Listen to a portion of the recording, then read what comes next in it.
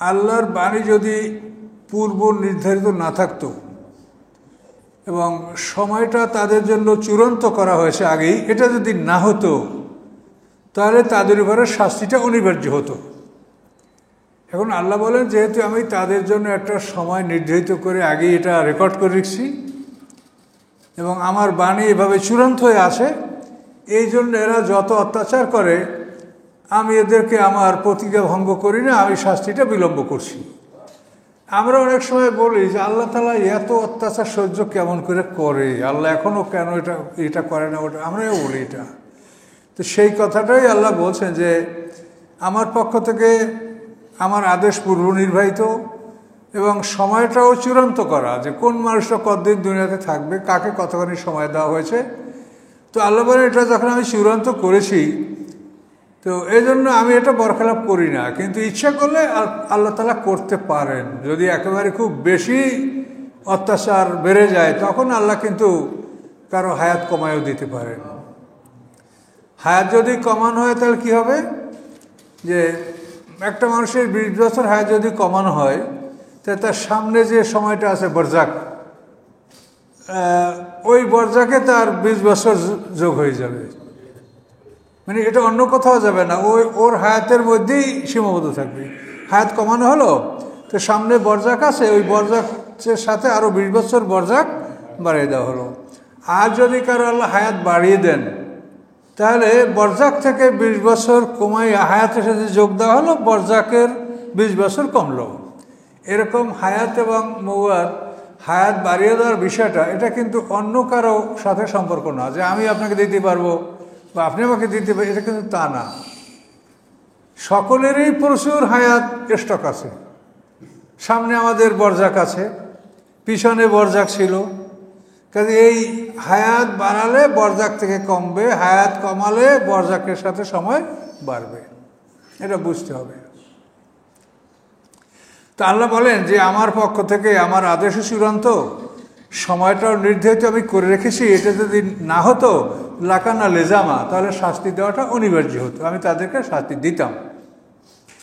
ফাসবির আলা মা ইয়াকুলুন, অতএব তারা যা বলে এর উপরে আপনি ধৈর্য ধারণ করেন। আপনাকে ধৈর্য ধারণ করতে হবে, আমি সময় দিয়েছি, এই সময় পার না হওয়া পর্যন্ত আমি তাদেরকে পাকড়াও করব না। ফাসবির আলা মা ইয়াকুলুন, ওরা যা বলে এর উপরে আপনি ধৈর্য ধারণ করেন। ওয়াসাব্বিহ বিহামদি রাব্বিকা, এবং রবের পবিত্রতা সহ তার প্রশংসা ঘোষণা করুন, জপনা করুন। কখন কখন করবেন? কবলা তুলের শামসে ও কবলা গুরুবিহা, সূর্য উদয়ের আগে এবং সূর্য অস্ত যাওয়ার আগে। তো সূর্য উদয়ের আগে আমরা ফজরের নামাজ পড়ি, আর সূর্য অস্ত যাওয়ার আগে আমরা আসরের নামাজ পড়ি।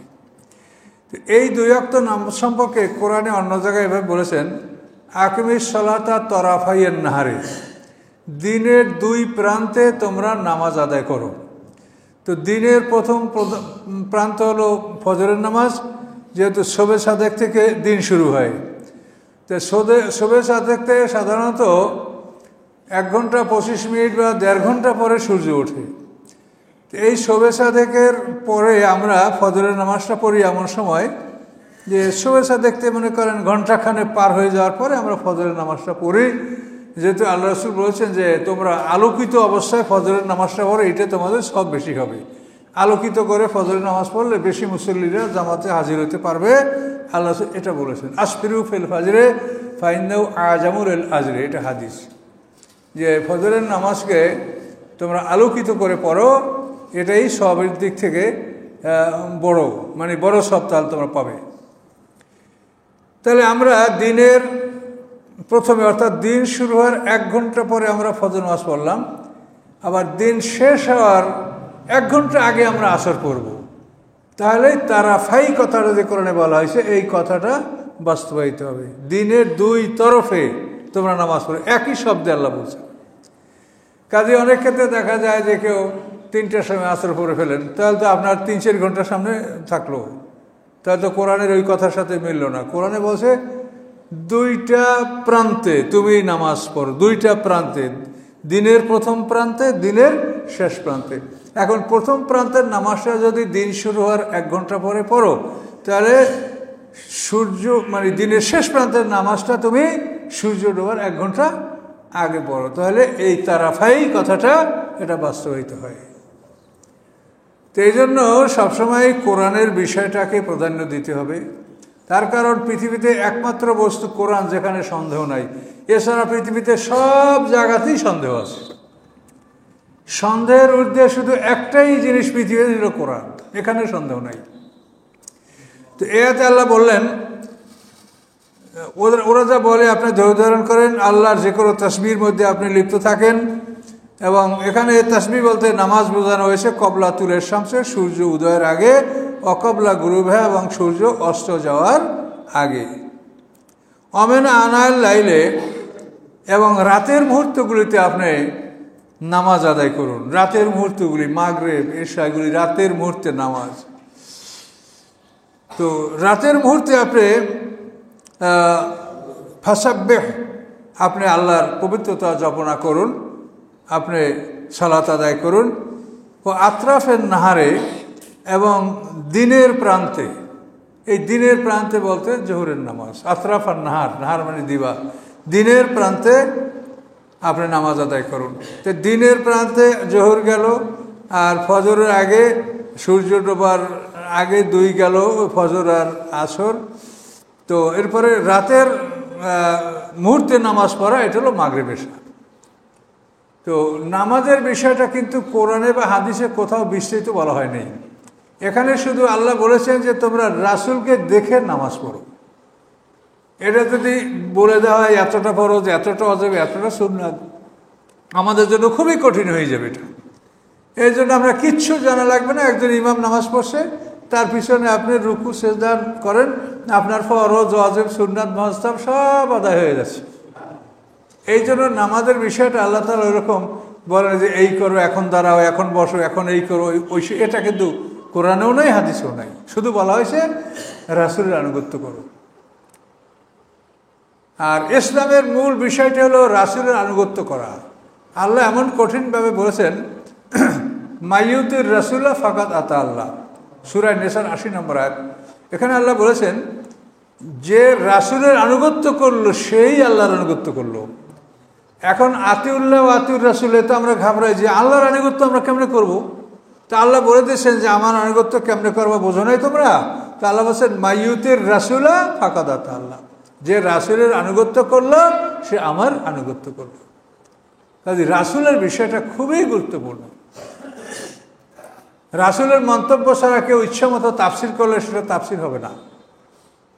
যেহেতু এই গ্রন্থের ওস্তাদ হলো মুহাম্মদ সাল্লাল্লাহু আলাইহি ওয়াসাল্লাম, তাকে শিক্ষক হিসেবে এই কিতাবের সাথে তার সম্পর্ক। তিনি শিক্ষক, আর এই কিতাব তাকে দেওয়া হয়েছে, তারই প্রশিক্ষণ দিয়েছেন স্বয়ং আল্লাহ রাব্বুল আলামিন। কাজে এই জন্য অনেকেই কোরআনেই আসে। আজকে আমাকে প্রশ্ন করে যে আত্মাহিয়াত কোরআনে আসে, মানে এরা যে কি পণ্ডিত, ওনারা মনে চায় যে আমরা যা করি যা বলি এগুলো সবই কোরআনে থাকতে হবে। মানে সে আল্লাহর কাছে সারেন্ডার করবে মাথা তার নাই। আমরা যা করি এইটা কোরআনে আছে কিনা, এগুলো চিন্তা করা খারাপ। আল্লাহ এদের থেকে আমাদেরকে হেফাজত করুক এবং এই সমস্ত চিন্তা যেন আমাদের মাথায় না আসে। আল্লাহু আকবার।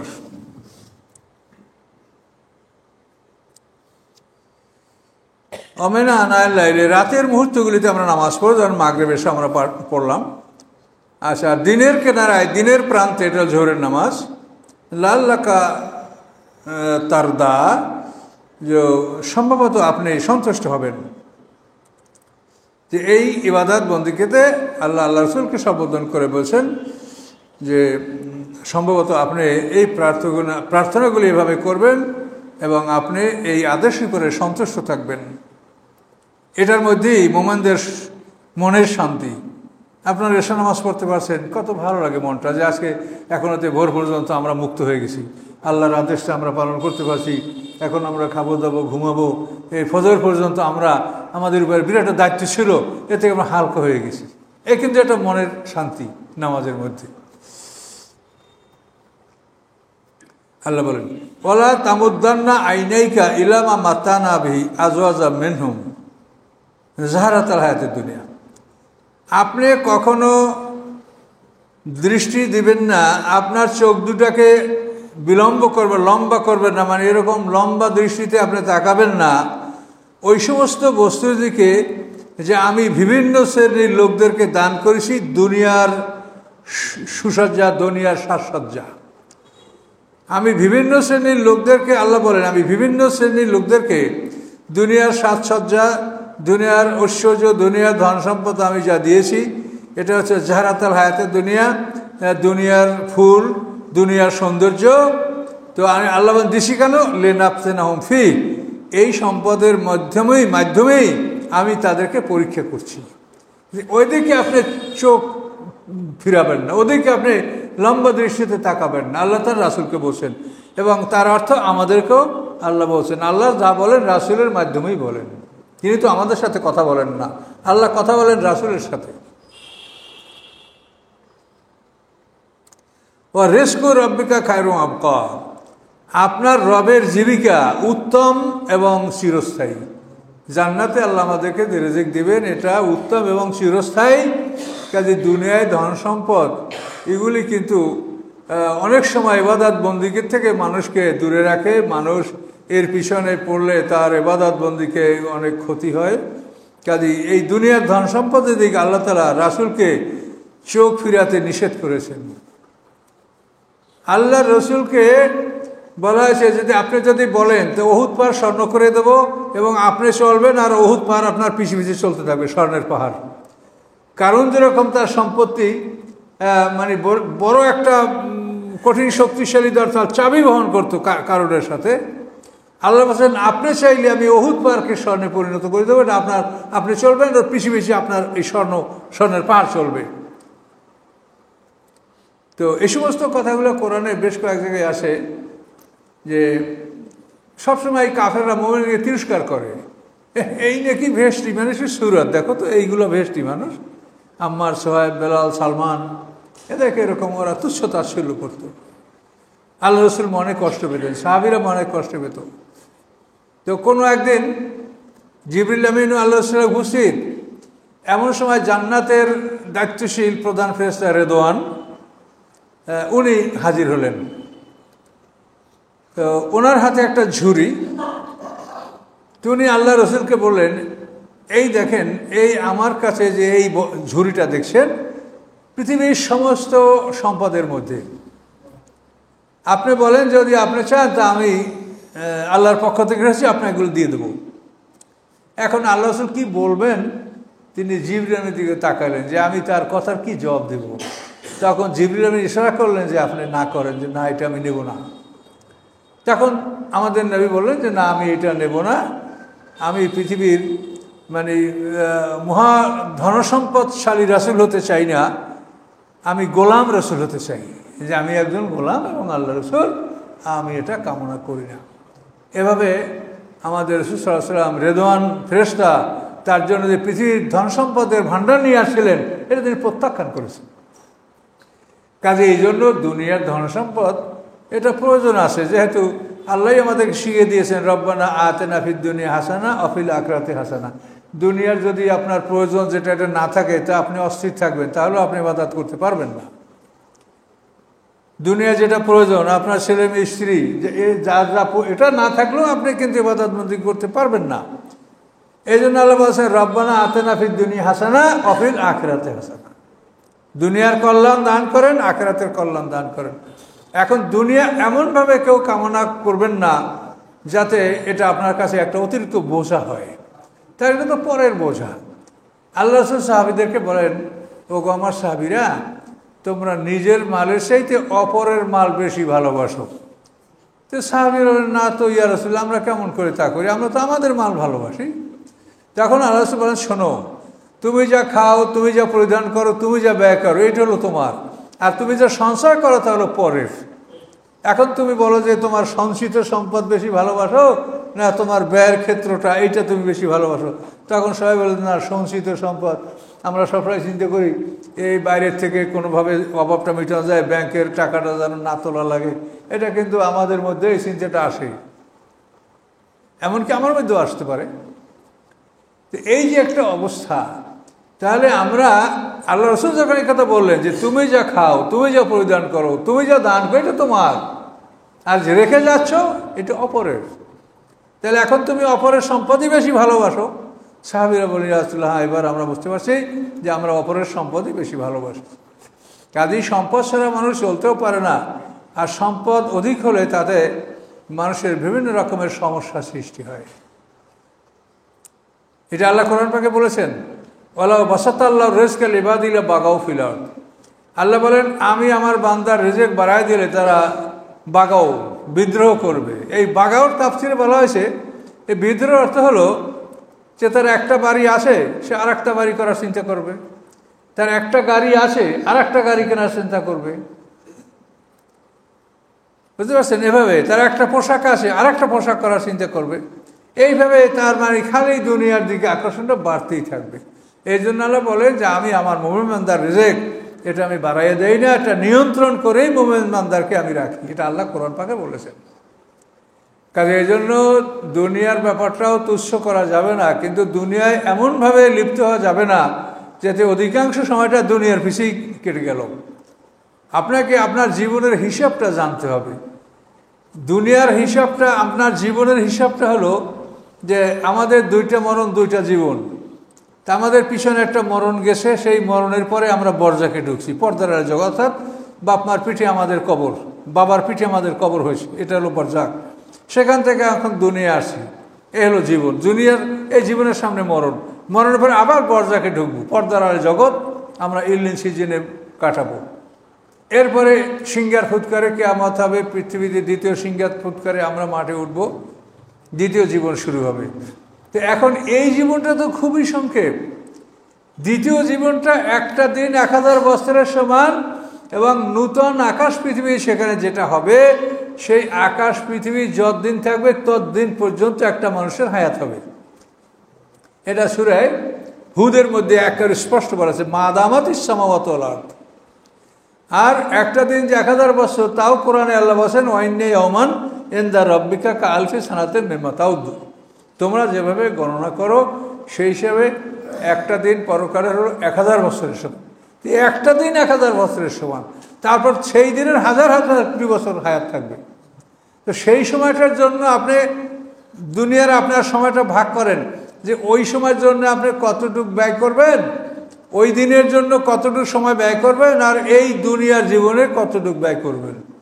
এইটি হিসাব করলেই কিন্তু ক্লিয়ার হয়ে যায়। কিন্তু আমরা এই দুনিয়াতে 60-70-100 বছর বাঁচবো, এর জন্য আমাদের ছেলেকে এই ঢাকা ভার্সিটিতে, রাশিয়া ভার্সিটিতে, তাই কেউ লন্ডনে, কেউ জাপানে, আমেরিকা কত জায়গায় মানে কোটি কোটি টাকা ব্যয় করে আমরা এই সন্তানদেরকে প্রস্তুত করছি। কিসের জন্য? এই জীবন যতদিন আছে সে ভালো থাকবে। এগুলো বলতেও ভালো লাগে, শুনতেও ভালো লাগে। যাদের ছেলে মেয়ে লন্ডন আমেরিকায় থাকে, বিদেশে থাকে, তারা আনন্দের সাহিত্যে খবরগুলো বলে, আমার ছেলে এই, তোমার ছেলে এই, আপত্তি নাই।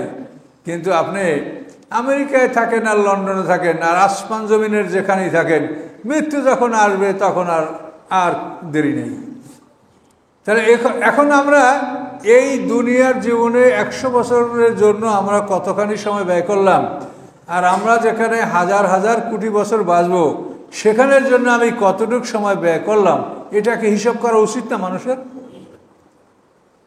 তো এই হিসাব যদি নাই করেন তাহলে বোঝা যায় যে তাহলে আমরা পরকাল বিশ্বাস করি না। আপনারা সবাই পাতলা জামা পরে আছেন, আপনাদের সবারই মোটা জামা আছে না? শীতের জন্য রাখে দিয়েছেন, ফেলাইয়া তো দেন নাই কেউ। ল্যাপ, তোষক, কম্বল, সোয়েটার সব আপনাদের ট্রাঙ্কে আছে। এটার নাম বিশ্বাস যে শীত আসবে। এখন আপনি বলেন আমি পরকাল বিশ্বাস করি, সেখানে আপনি একটা দিন 1000 বছরের সমান, সেজন্য আপনি 2টা বছরও জীবনে আপনি ব্যয় করেন নাই যে আমি এই 2টা বছর পরকালের জন্য মেহনত করলাম, বা আমি 2টা বছর সন্তানদেরকে পরকালের শিক্ষা নিয়োগ করলাম, এরপরে ওরা দুনিয়ার জন্য শিখুক।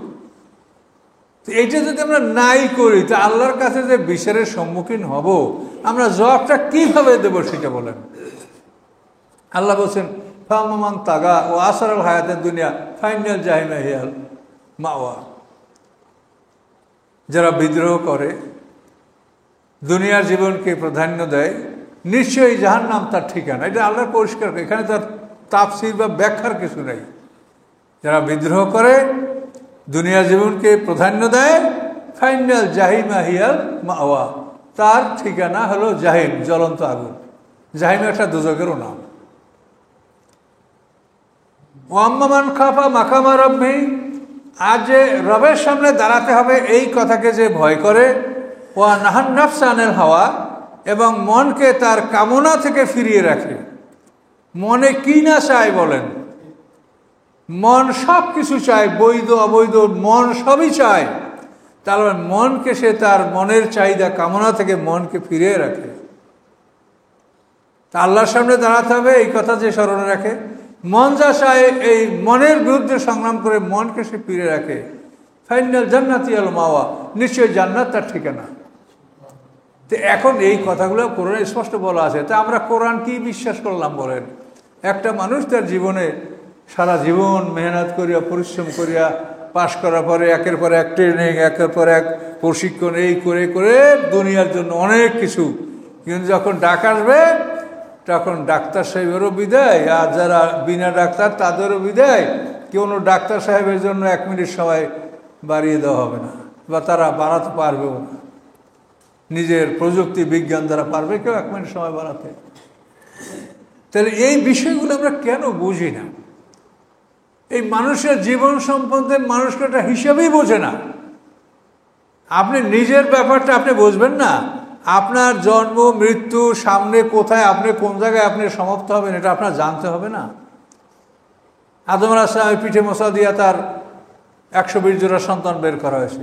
সেই সন্তানের পিঠে মোছা দিয়া তাদের সন্তানদেরকে বের করা হয়েছে, তাদের পিঠে মোছি দিয়ে তাদের সন্তান, এইভাবে করে করে আমার পিতার পিঠে মোছা দিয়ে আমাকে বের করা হয়েছে, আপনার পিতার পিঠে মোছা দিয়ে এরকম আপনাকে বের করা। এইভাবে সব মানুষগুলো বের করছে আল্লাহ। বের করে বলছে যে বলো আমি কি তোমাদের রব নই? সবাই বলছে হ্যাঁ আপনি আমাদের রব। এটা বলার পরে আমাদেরকে আল্লাহ মৃত্যু দিয়েছেন। কোথায় থাকে প্রাণ আর কোথা থেকে প্রাণ ঢুকেছিলেন সেটা আল্লাহই জানে, এই জ্ঞান আমাদের কেউ নেই। আল্লাহ সুইচ দিছে, আমরা অন হয়ে গেছি, কথা বলছি, কথা বলা শেষ, সুইচ অভ্যাস। এটা হলো টেস্ট। যে আপনি মোবাইলটা প্যাকেট করবেন, ওয়ারেন্টি লাগবেন 10 বছর, তো এটার আগে কোম্পানি তো টেস্ট না করিয়ে ওটা ওয়ারেন্টি লিখতে পারে না, পারে? আপনি এটা ফ্রিজ করবেন 10 বছর ওয়ারেন্টি, এটা কোম্পানির টেস্ট না করিয়ে ওয়ারেন্টি লিখতে পারবে? তো এখন এই যে কোম্পানির টেস্ট, এটা কিন্তু আপনি এই জন্য ওটা সেকেন্ড হ্যান্ড হয় না, ওটা হিসাবে ধরা হয় না। তো এই জন্য আল্লাহ তাআলা যে আমাদের মধ্যে সুইচ দিয়ে আমাদের থেকে একটা কথা নিয়ে আমাদেরকে মৃত্যু দিয়েছেন, তো ওইটা জীবনের মধ্যে ধরা হবে না, ধরা হবে মরা, মৃত্যু। যে আমাদেরকে আল্লাহ তাআলা মৃত করে রেখেছেন। এই মৃত অবস্থায় আমরা ছিলাম বাপদাদার পিঠে, এটা হলো বরজাক, পর্দার আড়ালে জগৎ। সেই বাবার পিঠ থেকে আমরা প্রত্যেকটা মানুষ মায়ের গর্ভে গেছি, সেখান থেকে দুনিয়া আসছি, এতে কোনো সন্দেহ আছে? এভাবেই কিন্তু তাহলে আমাদের জন্মের পিছনে একটা বরজাক ছিল, পর্দার আড়ালে জগৎ। সেই বরজাক ভেদ করে আমরা পিতার পিঠ থেকে সবাই দুনিয়া আসছি। আসার পরে আমরা মরবো, মরার পরে আবার একটা বরজাকে ঢুকবো, পর্দার আড়ালে জগৎ। এই সময় আমাদেরকে রাখা হবে কোথায়? ইল্লিন সিজিনে। পদার্থের দেহটা পৃথিবীতেই থেকে যাবে, আর যেটা নফসে মুতমাইন্না, নফসে আম্মারা, নফসে লাওয়ামা, রূহ, এই 4টে জিনিস হলো গুরুত্বপূর্ণ জিনিস মানুষের, যেটা দেখা যায় না শরীরের মধ্যে, সবাই আমাদের আছে। এটাকে ইল্লিন সিজিনে নিয়ে যাওয়া হবে, আর দেহটা মাটিতে থাকবে পড়ে। এইভাবে আমরা বরজাকে থাকবো। বরজাকে থাকার পরে, এই বরজাকে থাকার পরে ইসরাফিল আসলামের আল্লাহ আদেশ দেবেন, তার সিংহার ফুৎকারে পৃথিবী ধ্বংস হবে। 40 বছর সিংহার ফুৎকার চলবে, তারপরে 40 বছর বিরতি থাকবে, তারপর দ্বিতীয় সিংহার ফুৎকারে আমরা সব মাটি উঠে যাব, দ্বিতীয় জীবন শুরু হবে। এই দ্বিতীয় জীবন শুরু হওয়ার পরে আর আমাদের কোনো মরণ হবে না। তো এই যে মানুষের জীবনের একটা হিসাব, এইটা আসলে আপনি মানুষের আলাপ করে দেখেন তো কয়জনে জানে যে তোমার জীবনের একটা হিসাবটা দাও তো। আপনাদের বন্ধু বান্ধব যাদের সাথে ওঠা বসা কথাবার্তা বলেন, মানুষ তো মসজিদ থেকে হুড়হুড় করে নামিয়ে যায় কোরআনকে ফেলে রেখে। এরা ভাগ্য খারাপ, হতভাগ্য মানুষ, এদের ভাগ্য খারাপ। তা নাহলে কোরআনকে রেখে মানুষ এরকম চলে যেতে পারে না, বোঝে না। তাদের জন্য আমরা দোয়া করি, আমরা দোয়া করি না যে আল্লাহ তাদেরকে বোঝার তৌফিক দিক। তাহলে আপনি আপনার জীবনের হিসাবটা যদি না জানেন, প্রত্যেকটা মানুষ হিসাব করি তো কাজ করে। আপনার সংসারে কয় মন চাউল খাইতে লাগবে, কতটি ডাল লাগবে, কতটি চিনি লাগবে, যে সময় আপনি বাজার করেন তখন তো একটা হিসাব কিতাব করি, মানুষের সব কিছু করে। আপনার জীবনের একটা হিসাব আপনি জানবেন না, আপনি জীবনটা কোথায় শুরু কোথায় শেষ। তো এটা যদি না জানা হয় তাহলে কীরকম অবস্থা হবে বলেন তো? মহাবিপদে পড়ে যাবেন আপনি সেখানে। কোরআন যা বলছে সবই সত্য। এই জন্য জীবনের হিসাবটা নেন, হিসাব নিয়ে সেইভাবে কাজ করেন। আল্লাহ বলছেন অলতানজুর নাফসুম মা কাদ্দামাত লিগাদ, মানুষ যেন দেখে যে আগামী দিনের জন্য সে কি পাঠিয়েছে, কি পাঠাচ্ছেন, কতটুকু পাঠালেন আগামী দিনের জন্য, তাতে আপনার হবে কি হবে না এটা আল্লাহ দেখতে বলেছে। এই যে আমরা নামাজ পড়ছি, তাফসীর শুনছি, এটা ভোরে আল্লাহর কাছে চলে যাবে রেকর্ড। আবার সারাদিন বসে আমরা যা করেছিলাম এটা আসরের পরে আল্লাহর কাছে চলে গেছে, ফেরেশতারা নিয়ে গেছে। এই কিরামান কাতিবিন ফেরেশতা, ওরা এখন রাত্রে যারা লিখছে এরা ভোরে যাবে, আবার ভোরে যারা আসবে তারা বিকালে যাবে। এইভাবে মানে দিনের ফেরেশতারা দিনের আমলই রাখে, রাতের ফেরেশতা রাতের আমলই রাখে। এভাবে দৈনিক 2 বার ফেরেশতা বদলি হচ্ছে। এখন আমরা কি পাঠালাম সে আল্লাহ বলছে একটু হিসাব করে দেখো যে কি পাঠাইলে তুমি। আল্লাহ বলেন যে তুমি দেখো যে তুমি কি পাঠালে। আল্লাহ বলছে তুমি যা পাঠাইছো তা আমি বাড়ায় দেব, তোমাকে আমি 10 গুণ দেব, তারপরে 70 গুণ দেবো, 700 গুণ পর্যন্ত কোরআনে বলা আছে। কিন্তু সেইটা দেওয়ার পরেও তোমার হবে কি না, যেহেতু তুমি হাজার হাজার কোটি বছর বাঁচবে, কাজে আল্লাহ তো এতখানি বাড়াই দেওয়ার কথা বলছেন, তারপরও হবে কি না তুমি হিসাব করো, যেখানে একটা দিন 1000 বছরের সমান। কাজে এগুলি মানুষের হিসাব করতে হবে। এই জন্য আল্লাহ বলছেন ওলা তামুদ্দান্না আইনেই কেলা মাত্তানাবি আজওয়াজা মেহনুম জাহারাতাল হায়াতে দুনিয়া, এই দুনিয়ার সাজসজ্জা, দুনিয়ার সুষ্ঠু, এই দুনিয়ার ঐশ্বর্য ধন সম্পদ আমি বিভিন্ন শ্রেণীর মানুষকে দিয়েছি, সেদিকে আপনি চোখ বাড়ায়া তাকাবেন না। কেন? লেনাপ্তানম ফি, এগুলির মাধ্যমে তাদেরকে পরীক্ষা করি যে এগুলির নিয়ামতে তারা শুকুর আদায় করে কিনা, তারা সম্পদের জাকাত দেয় কিনা, আমি তাদেরকে এর মাধ্যমে পরীক্ষা করি। আর রিজকু রাব্বিকা খাওয়ানো আবকা, আপনার রবের রিজিক উত্তম এবং চিরস্থায়ী, সেটা কোনোদিন আপনার শেষ হবে না, সমাপ্ত হবে না। ও আমুর আলাকা বিসসালাত, আপনি আপনার পরিবার পরিজনকে নামাজের আদেশ দিন। এখন রাসূলকে বলছে আমরা কি করব? সব সময় পরিবার পরিজনের সবাইকে নামাজের আদেশ দিবেন, পড়লে পড়ুক না পড়লে না পড়ুক, কিন্তু আপনি তো আল্লাহর কাছে বলতে পারেন যে আমি বলছি। আজান হলেই সবাইকে বলবেন যে তোমরা নামাজে যাও, আল্লাহর আদেশ। ও আমুর আলাকা বিসসালাতে, তুমি তোমার পরিবার পরিজনকে নামাজের জন্য আদেশ দাও। আজান হলে আপনি মসজিদ বেরিয়ে আসবেন, বলবেন এই সবাই তোমরা নামাজে যাও, তাহলে আপনার দায়িত্ব পালন হয়ে গেল। এরপর যদি না যায় তো এই জন্য আপনার কিছু করার নেই। কথা বলতে পারছেন? কিন্তু আপনাকে আল্লাহ বলতে বলছে, যদি না বলেন তাহলে কিন্তু আপনি দায়ী হবেন। অস্তাবের আলাইহা, আর এটার উপরে আপনি অবিচল থাকুন। এটা আপনি বলবেন যে আমি আরে বলছি তো শোনেই না, তো বলে লাভ কি, এটা যেন না হয়। আল্লাহ বলছেন আপনি এটার অবিচল থাকেন, অর্থাৎ এটা আপনি একের পর এক বলতেই থাকবেন, প্রত্যেক অক্তেই আপনি বলেন অস্তাবেরা, এর উপরে আপনি অবিচল থাকেন। আপনি রাগ করে এই আদেশ দেওয়া বন্ধ করবেন না। অস্তাবের আলাইহা অলা নাস আলুকা রিজকা, আল্লাহ আপনার কাছে আমি জীবিকা দাবি করি না, আপনার কাছে বলি যে আমাকে খাদ্য দাও। নাহনু নারজুকুকা, আপনাকে আমি রিজিক দিচ্ছি। ওয়াল আকিবাতু লিত-তাকওয়া, এবং পরকাল হলো তাকওয়ার বিনিময়ে। যারা তাকওয়া অবলম্বন করবে তারা পরকাল লাভ করবে। তাকওয়া হলো প্রতিটি ক্ষেত্রে আল্লাহকে ভয় করবেন, যে আমি এইখানে আছি, আমার সাথে আল্লাহ আছে, কেউ নাই দুনিয়ার, আমার সাথে আল্লাহ। সব সময় আপনার অন্তরে ভয় থাকবে যে আমার সাথে ওহু মাকুম আইনামা কুনতুম।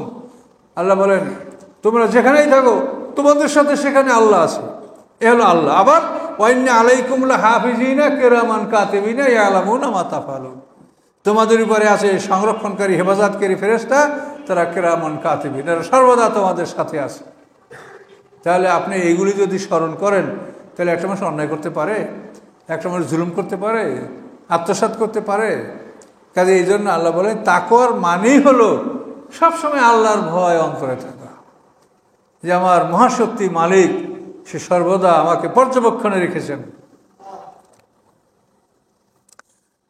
অকলু তারা বলে লাউলা ইয়াতিন বেয়াতে মের রব্বি, মুহাম্মদ সাল্লাল্লাহু আলাইহি ওয়াসাল্লাম আমাদের কাছে কোনো মোজেজা কেন নিয়ে আসে না? যেরকম মুসা আলাইহিস সালামের লাঠি ছিল, সাপ হয়ে যেত। হ্যাঁ, মুসা আলাইহিস সালামের কত শক্তি, এই ইয়াদি বাইজা হাত বগলে ঢুকাইলে আলোকিত হয়ে যেত পৃথিবী। হ্যাঁ, তারপরে লাঠির পিটানে সমুদ্রের রাস্তা হয়ে গেল। ঈসা আলাইহিস সালাম মানুষকে চিন্তা করতেন। আমাদের নবী এগুলি কেন নিয়ে আসেন না?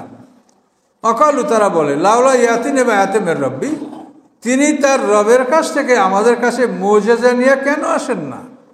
এটা মক্কার মুশরিকদের প্রশ্ন। এটার জবাব আল্লাহ কি দিচ্ছেন দেখেন।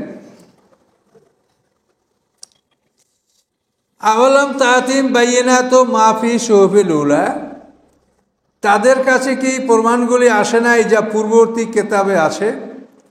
পূর্ববর্তী যে কথা কিতাবে যে কথাগুলো আছে সেগুলির প্রমাণ তোমাদের কাছে আসে নাই? এই যে পূর্ববর্তী কিতাবে মুসা আলাইহিস সালামের মুজিজা, ঈসা আলাইহিস সালামের মুজিজা এবং সেগুলি আমাদের কিতাবেও আছে, তো এগুলোর ফলাফল কি হয়েছে? ঈসা আলাইহিস সালাম কবরের কাছে দাঁড়াইয়া কুম বিইজনিল্লাহ বললে মুর্দা জীবিত হয়ে যেত। মানছে তারা? বলছে বড় জাদুকর। কি তারা কি হলো মুজিজা বলেন? পাখি বানাইয়া মাটি দিয়ে ফুক দিত, পাখি উড়ে যেত। কুষ্ঠরোগীরা হাত ধরে কুষ্ঠরোগ ভালো হয়ে যেত। জন্মান্ধ মানুষের চোখে হাত ধরে মানুষ চক্ষু লাভ করতো। তারপর ঈসা আলাইহিস সালামকে মানছে তারা? জাদুকর, তাকে হত্যা করতে হবে। হত্যা করার জন্যই তাকে একটা বাড়িতে আবদ্ধ করা হয়েছিল। সেখান থেকে আল্লাহ তাআলা তাকে আসমানে নিয়ে গেছে। তাহলে মুজিজার কি ফল হলো বলেন? এই জন্য আল্লাহ বলছেন যে পূর্ববর্তী আসমানি কিতাবগুলাই কি উজ্জ্বল প্রমাণের কথা আছে সেগুলি তোমাদের কাছে আসে নাই? অবশ্যই আসে। আমরা তো এই কিতাব থেকে আবার শুনেছি, এগুলো পূর্ববর্তী কিতাবে আসে, আমরাও এই কোরআন থেকে শুনতে পাচ্ছি এগুলো।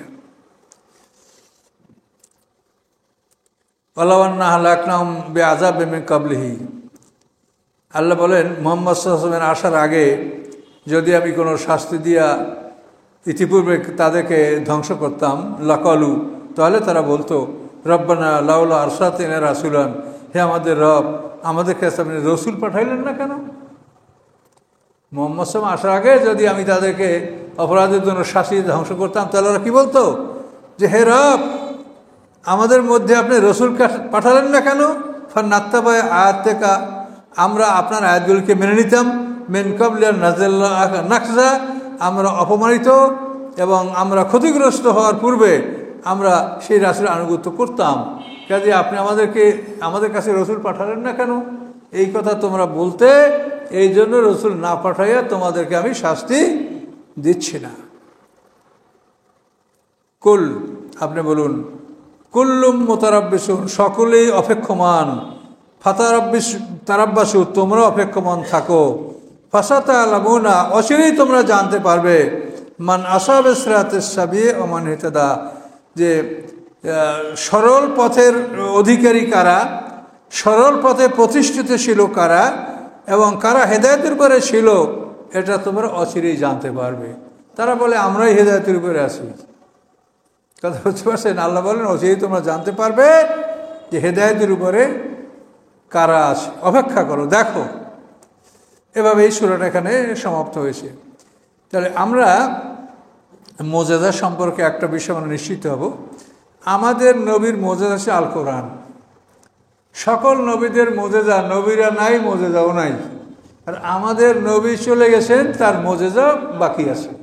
তার কারণ এই কোরআন এমন এক গ্রন্থ, এর একটা আয়াত পৃথিবীর সমস্ত মানুষ একত্রিত হয়ে এর একটা আয়াতের মতো আয়াত রচনা করতে পারে না। কাউসারের মতো ছোট্ট একটা সূরাকে চ্যালেঞ্জ করে কাবা ঘরের দেওয়ালে লটকানো হয়েছে। এটাও তৃতীয় চ্যালেঞ্জ। প্রথমবার আল্লাহ বলছেন যে তোমরা এই কোরআনের পরিবর্তে অন্য কোরআন নিয়ে আসো, পারে নাই। তারপর আল্লাহ বলছেন 10টা সূরা নিয়ে আসো এই কোরআনের সমকক্ষ, তাও পারে নাই। তারপরে বলছেন তাহলে এই ছোট্ট সূরাটার মোকাবেলা করো, কাউসারের মতো ছোট্ট সূরা, তাও পারে নাই।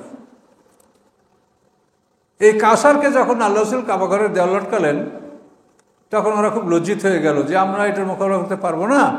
তখন ভণ্ড নবী দাবিদার মুসাইলামা কাযযাব, ওর কাছে এরা গেল। যে তুমি নবী দাবি করো, তাহলে তোমার তো কিছু থাকতে হবে, তুমি আমাদের একটা ছোট্ট সুরা রচনা করে দাও। মুহাম্মদ সাল্লাল্লাহু আলাইহি ওয়াসাল্লাম এই যে কোরআনের সূরাগুলি পড়ে পড়ে শোনাচ্ছে, সে নবী দাবি করছে, তার দাবির পিছনে এগুলি আছে, তুমি নবী দাবি করো, তোমার কিছু থাকবে না? বলে হ্যাঁ, আমার একটু সময় দেন। তো সময় নিয়ে ও একটা সূরা রচনা করলো। সূরাটা কি? ইয়া আবার ইন্নাম আনতা নিউজনানে সদর অসাইরুকা হাকারা ফাকার, মুসাইলামা কাযযাবের সূরা। এর অর্থ হলো, হে ইঁদুর, হে ইঁদুর, তোমার আছে কানোদেল, মানে ইঁদুরে খুব কানে শোনে কিন্তু চোখে দেখে ঝাপসা। ইঁদুর কিন্তু চোখে ভালো দেখে না, শব্দ খুব দ্রুত শুনে ঢুম করে পালাই যায়। তো বলে, হে ইঁদুর, হে ইঁদুর, তোমার আছে কানোদিল, তোমার আর কিছু নাই, তুমি এর ছাড়া আর সব বরবাদ। বা সাইরুকা হাকারা ফাকার। এই সূরা নাযিল ও মুসাইলামা কাযযাব লেখার পরে এখন আরবরা দেখিয়া বলে, তুমি আমাদের মান ইজ্জত সব শেষ করছো। কাউসারের সামনে এটা আমরা কি করে লটকাবো? এটা কি সূরা তুমি লেখলা? একটা ইঁদুরের কথা তুমি লেখলা, তুমি আর কিছু পাইলে না পৃথিবীতে? আর কাউসার হলো এমন একটা শব্দ যে একটা শব্দের উপরে আপনি দিনকে দিন, ঘন্টার পর ঘন্টা আপনি যে কোনোভাবে এটার আলোচনা করে শেষ করতে পারবেন না। কাউসার হলো প্রাচুর্য। আল্লাহ বলেন, হে রাসূল, আপনাকে আমি প্রাচুর্য দান করেছি।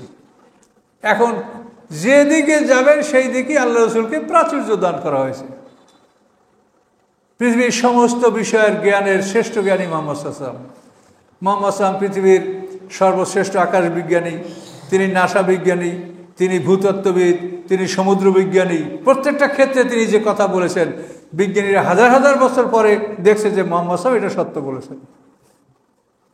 তাহলে একটা মানুষকে আল্লাহ তাআলা এত জ্ঞান দান করেছেন, এটা পৃথিবীর অন্য কোনো মানুষ এই জ্ঞানের অধিকারী ছিল না। এই জন্য আল্লাহ বলছেন যে আপনাকে আমি কাউসার দান করেছি। কাউসারের প্রাচুর্য, কাউসার। এখন এই সূরার সামনে ওরা বলে তুমি আমাদের মানিত ধ্বংস করছো, এটা হবে না। শেষ পর্যন্ত ওরা বাধ্য হলো বলতে যে এই কালাম লাইসা হাজা কালামের ভাষা, এটা মানুষের কোনো কথা নয়। তাহলে মুহাম্মদ সাল্লাল্লাহু আলাইহি ওয়াসাল্লামের মুজিজা কোরআন, এবং এই কোরআন কিয়ামত পর্যন্ত এই অবস্থায় বহাল থাকবে। পৃথিবীর কারো শক্তি নাই যে এর মধ্যে বাড়াবে কমাবে বা এর কাছে কেউ ভিড়বে, তা নাই, কারো ক্ষমতা নাই। ভারতে কোরআনের বিরুদ্ধে মামলা করা হয়েছিল, বিচারকরা যারা মামলা করেছে তাদেরকেই জরিমানা করে দিয়েছেন। এটা জানেন আপনারা, এই কয়েকবারই হয়েছিল। এই ভারতে কোরআনের বিরুদ্ধে মামলা করছিল যে কোরআন আমাদের বিরুদ্ধে, এই কোরআন মুশরিককে হত্যা করতে বলছে, কোরআন এই কোরআন আমাদের দেশ থাকতে পারবে না, না হলে থাকলে এই আয়াতগুলো বাদ দিতে হবে। কিন্তু আদালত তাদেরকে শাস্তি দিয়েছে, কিন্তু আদালত তাদের কথা শুনে নাই। কারণ সারা দুনিয়া মানুষ জানে যে এগুলি আসমানি কিতাব, এর বিরুদ্ধে হাত দিলেই তা মরণ ছাড়া কিছু নেই। এই জন্য এই কোরআন আমাদের মাঝে আসে, আমরা কোরআন শেখার চেষ্টা করব।